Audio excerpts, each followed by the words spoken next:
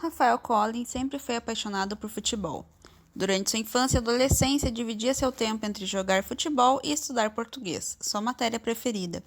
Aos 22 anos, se formou em jornalismo. Logo depois de se formar, começou a carreira no grupo RBS como redator da CBN. Aos poucos, foi ganhando destaque apresentando programas. Hoje, é um apresentador consolidado na madrugada da Rádio Gaúcha. Boa noite! Está entrando no ar o programa Esporte na TV. Nesta noite temos uma grande companhia e um grande convidado, o repórter, jornalista, atleta Rafael Collin, o que tem a maior audiência do estado no horário da meia-noite às 3, na Rádio Gaúcha, com o seu programa Esporte Companhia. E com muita alegria a gente pode dizer, e vou acrescentar aqui já de antemão, que ele também é meu primo. E que a gente se formou junto em 95, estamos completando 25 anos de formados. Seja bem-vindo ao programa, Rafael Collin. Ou seja, estamos velhos.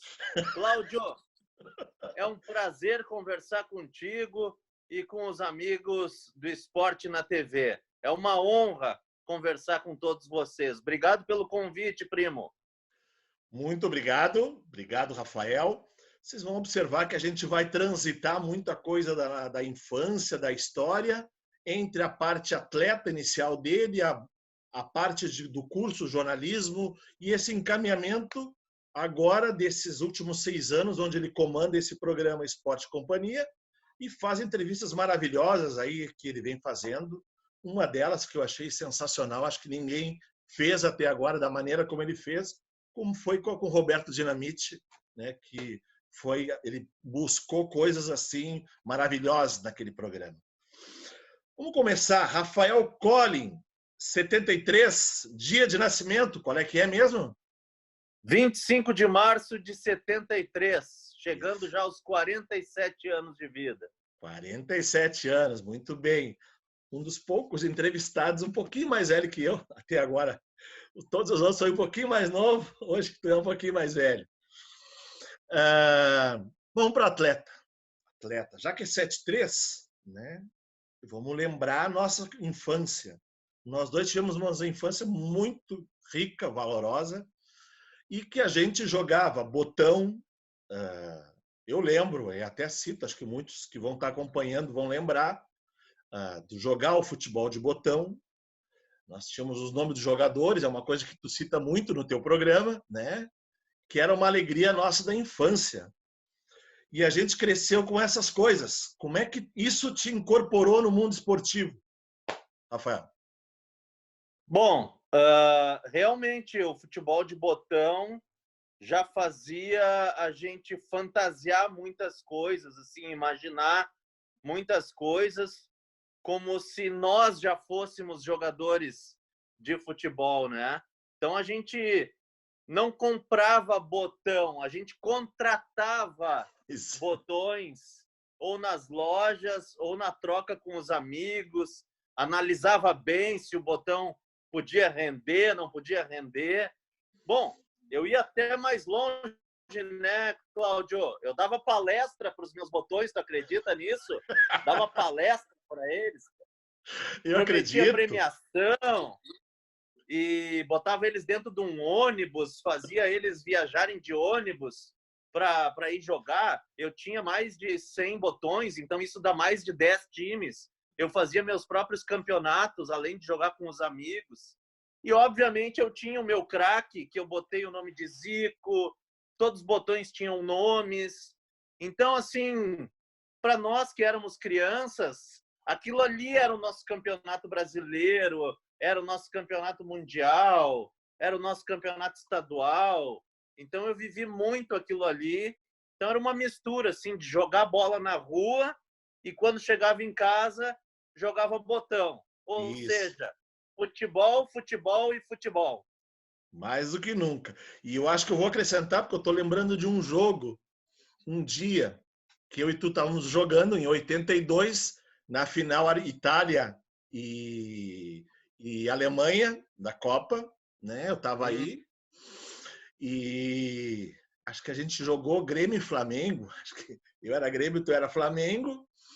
E a gente tinha os números dos jogadores no botão Sim, e, e fazia as trocas ainda. Avisava, troca! Puxava o botão de fora para entrar. E isso isso. incorporou nas nossas vidas, né? Sim, sim. Até a revista Placar, ela tinha na sua última página os escudos dos times com numeração. Então eu não comprava a revista Placar para ler a revista, eu comprava para ir lá na última página para já recortar os distintivos e colar em cima dos botões. Então nenhum botão meu ficava sem distintivo, sem clube, sem nome. Pô, eram tratados bem pra caramba. Só faltava dar comida para eles. Era maravilhoso. Isso aí Eu vou dizer para ti, Rafael, olha que legal. Tu já é o terceiro, tá? Dessa série de programas aí, contigo estou fechando 10, que citam a revista Placar, tá? Jorge Teixeira, nosso saltador do triplo. Ah, Ele falou, né? Porque eu pesquisei, foi onde eu encontrei mais dados. Ele ia também naquele dia que era, agora não estou lembrando se era quarta ou sexta, especialmente na banca para comprar a Placar. E o outro foi o nosso secretário João Derli, né? Secretário de Esportes, que citou que ele lembra com muita emoção quando ele ganhou o primeiro brasileiro dele, com 11 anos, apareceu na Placar, o futuro fenômeno do judô. Então, para tu ver como o Placar marcou para todos nós, né? claro, claro. Não, eu exagerei quando eu disse que eu não lia a Placar. Claro que o que eu mais gostava era ir lá pegar os distintivos. Mas eu lia, e uma das revistas Placar Inesquecíveis é uma que comparou o chute do Nelinho com o chute do Éder. Os Isso. caras que tinham os chutes mais fortes do futebol brasileiro. Então compararam de várias formas, batendo de chapa, batendo de Assim, os desenhos, trivela, né? Lembra? O gráfico. o balão deles. Foi muito legal. Aquela Placar, para mim, é inesquecível. E uma também que homenageou o Zico, né? Porque eu sou fã do Zico e teve uma Placar que homenageou o Galinho de Quintino. Exatamente. Mas já passando um pouco, vamos no Rafael Atleta. O atleta, aquele que fez a sua tentativa e até hoje é muito elogiado. Quem escuta os colegas dele falando, ele faz parte da seleção do time da rádio, time dos amigos, é tudo, né? Agora eu sou meio suspeito para falar. Mas vamos falar o atleta de base. O Rafael começou em 85, jogando no Grêmio. Rafael, relata um pouco como é que foi essa tua trajetória, esses poucos anos, mas foram anos importantes, jogando as categorias de base em Porto Alegre. No Grêmio, o Grêmio tinha a escolinha de futebol, que tu pagava uma mensalidade para ir lá jogar. Como era o clube mais perto da minha casa, eu morava a menos de 1 quilômetro do Estádio Olímpico, o meu pai, e gostava muito de jogar bola, jogava numa pracinha do lado do Olímpico, por sinal, todos os dias. Aí meu pai me inscreveu na escolinha do Grêmio.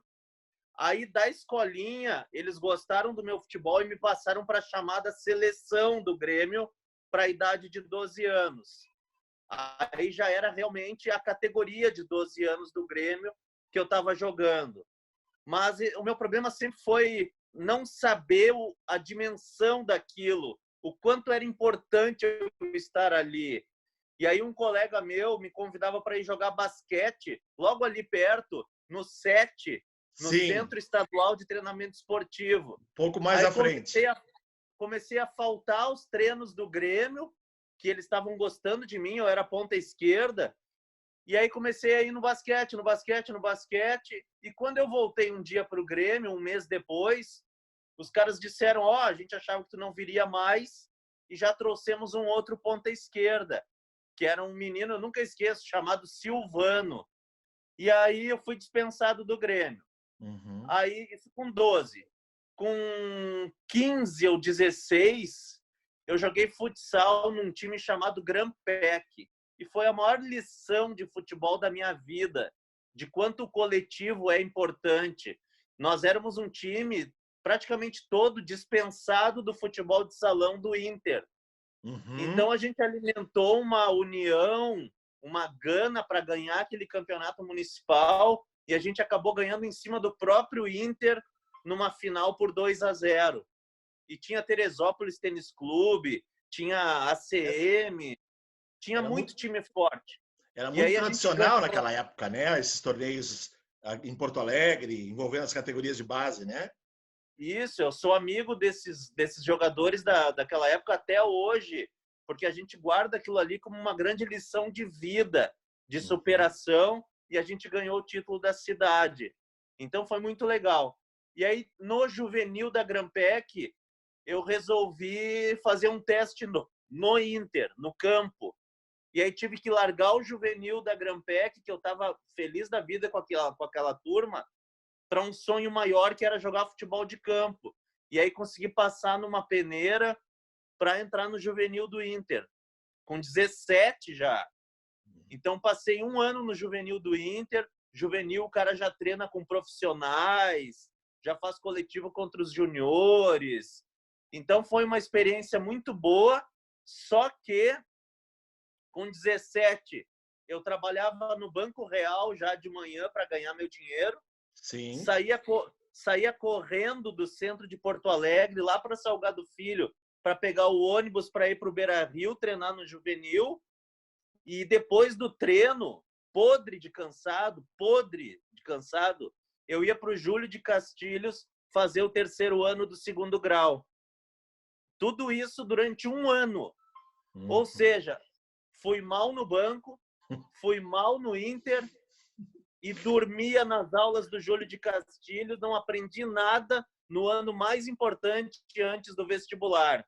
Atropelei tudo e não consegui fazer nada e fui dispensado do Inter, daí porque realmente eu não joguei bem aquele ano e não consegui render e acabei sendo dispensado com justiça. Sim. É esse o resumo. Aí fui jogar em Montenegro, perto da cidade natal dos meus pais, campeonato municipal, no Juventude de Pareci Novo, no Renner de Montenegro, juniores do Montenegro. E aí foi isso, assim, Aí fiquei um tempão realmente me dedicando ao jornalismo e agora é que voltei a jogar nos veteranos lá do Juventude de Pareci Novo e agora que começaram a vir as taças que eu... Isso que eu ia tocar agora. Na época eu não ganhava muito campeonato, só aquele de futsal, né?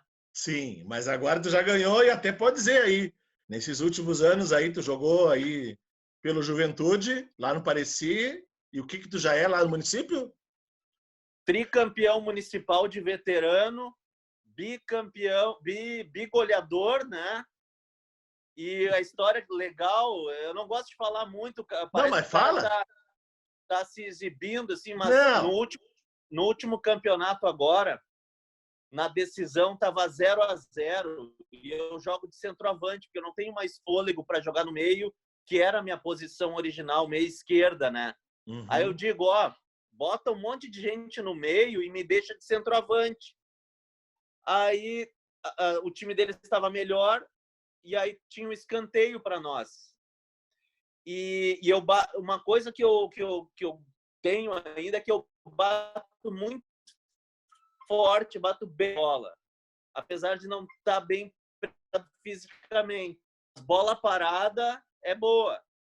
Aí eu fui caminhando para bandeirinho, olhei para o Bandeira e disse para o Bandeira, só olha o que eu vou fazer.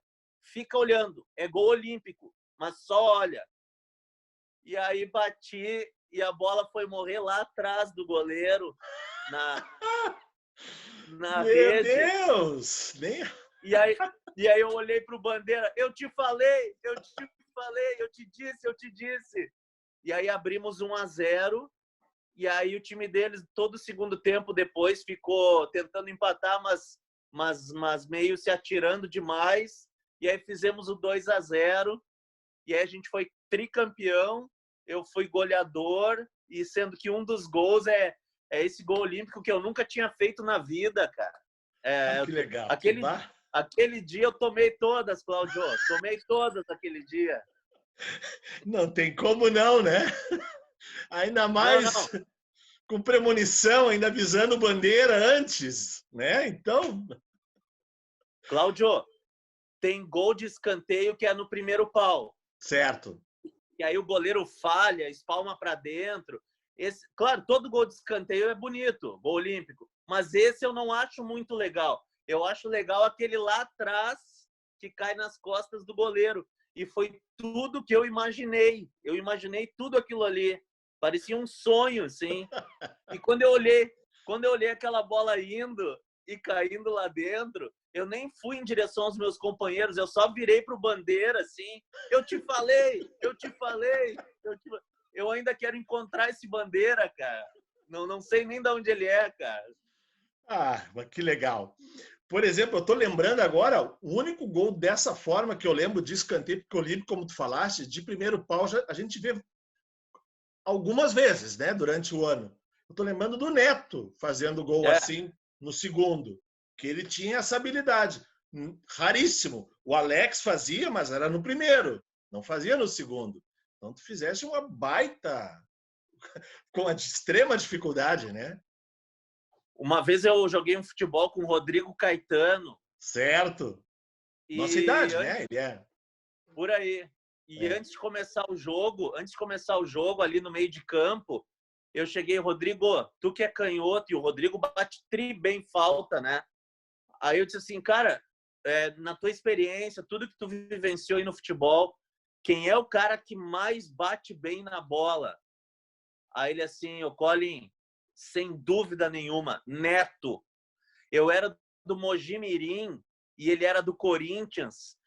Sem mentira, ele disse assim para mim, né? Sem mentira. Teve um jogo que o Neto bateu 10 escanteios seguidos. Todos batendo pro gol como se fosse uma falta. Aí o goleiro botava para escanteio, dele batia outra pro gol, escanteio, outro. Ele falou que foram 10 escanteios seguidos.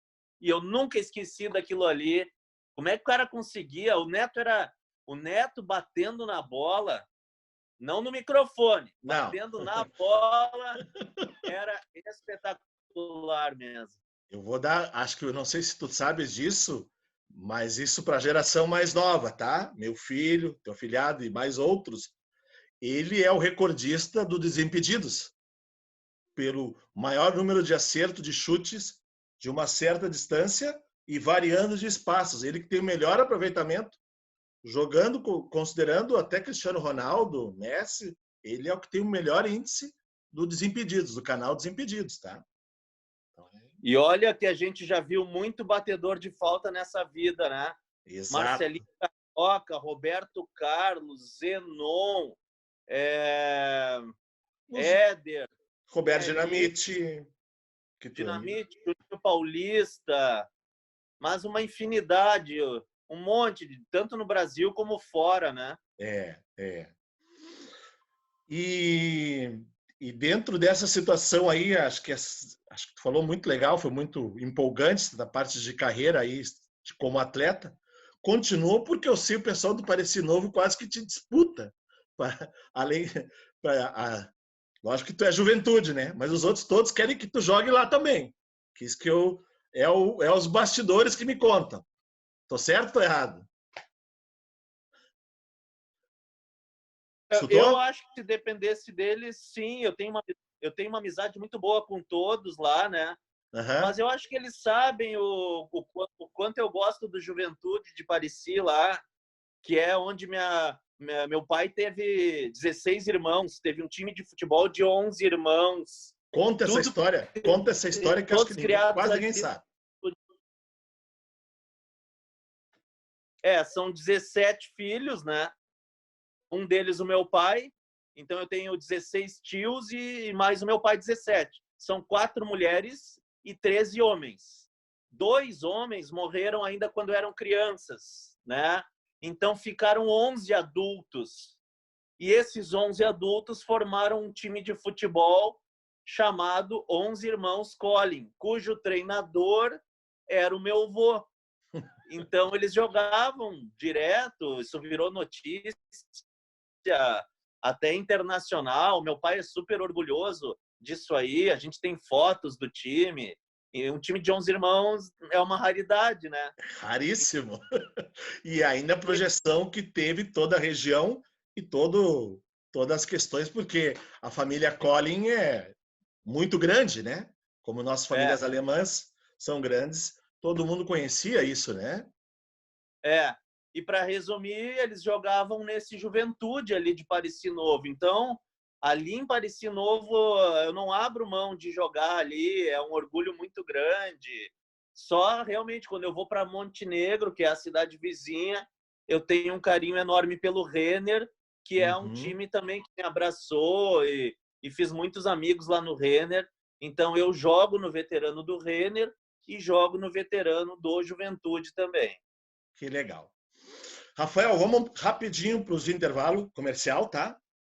Porque nós vamos trocar. Falamos do Rafael atleta, vamos transicionar um pouquinho o atleta jornalista, um pouco da trajetória e finalizar com o jornalista esportivo e também comentarista, né? Hoje em dia, inclusive comandando jornada, participando como comentarista de jornadas, comandando programas e assim por diante. Voltamos rapidinho agora aos nossos comerciais na Vale TV. Vamos.